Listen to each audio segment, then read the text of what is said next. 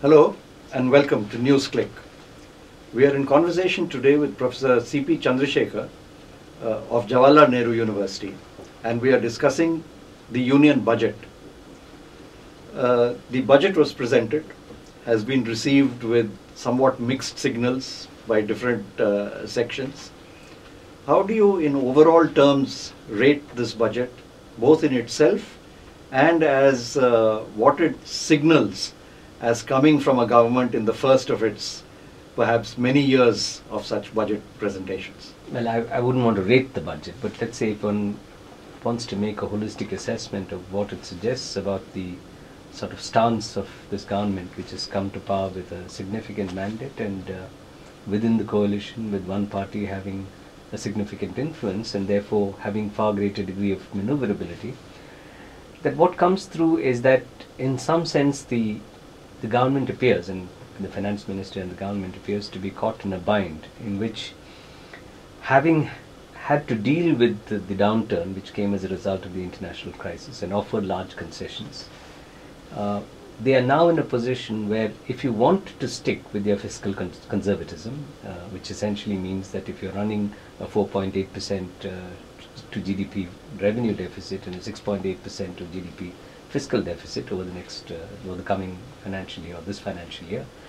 then obviously you don't want to stretch yourself any further, being fiscally conservative within the reform mold. Then you're in a situation where unless you go in for taxation, it would become very difficult for the government to do anything proactive in terms of either spurring growth, that is converting the sort of incipient recovery into actually something which restores a reasonable rate of growth, as well as ensures that the benefits of that growth through public action is distributed more equitably. And I think the real thing which the budget shows is that in some sense the government has stretched itself in giving concessions to the private sector in the name of a fiscal stimulus, and now is caught in a situation where, because it's unwilling in the context of the need to stimulate further growth to go in for new forms of taxation, it is not in a position to be able to actually exercise the maneuverability it has. This issue of the deficit, in the finance minister's speech, he sort of tried to make it as a great signal of the strength of the government's position and of its budgetary stance, etc. But subsequent to the presentation of the budget and going by reactions from different sections of business, he's sort of trying his best to defend this degree of deficit. How do you No, I think we should look at three things. The first thing we should look at is we should look at the impact that the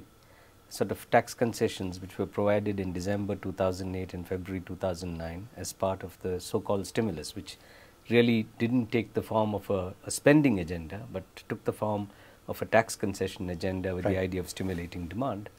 That if you look at the report on revenues foregone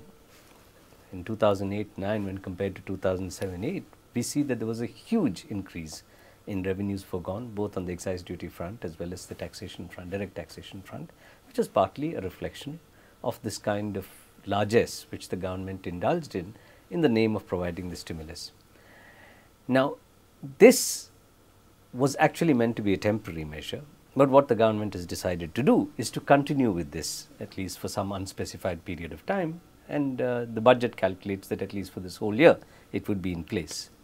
The second thing we have to take into account is the fact that there were two sets of pre-committed expenditures which the government now is trying to pretend as if it's part of the stimulus. One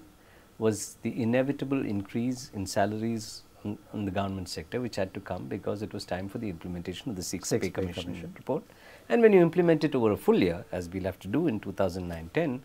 that increases expenditure. And the second was, of course, since the government in 2008-9 had to borrow a large amount of money to finance the areas and to finance the stimulus, what it called the stimulus, you ended up with a situation where borrowing and therefore the interest bill on the government's budget went up. So you had a second chunk of pre-committed expenditures, which he, of course, through a sleight of hand is trying to make it appear that that is part of the stimulus, but it actually is something which is pre-committed. And the final aspect we have to look at is that the net result of this, your failure to withdraw some of the concessions which were given, the fact that you're stuck with these pre-committed expenditures, your inability to impose additional rates of taxes or additional taxation, has meant that even though you've actually provided yourself something like 35,000 crores in the form of revenues through the sale of 3G spectrum, which is a large amount of money, Sure. plus you have a 6.8% deficit on your books, you end up with a situation where there's really no money to make any significant step up in plan expenditure, which will give you growth, or to actually put enough money to actually justify the kind of rhetoric with regard to Right. equity and so on that you have in the Exactly. first part.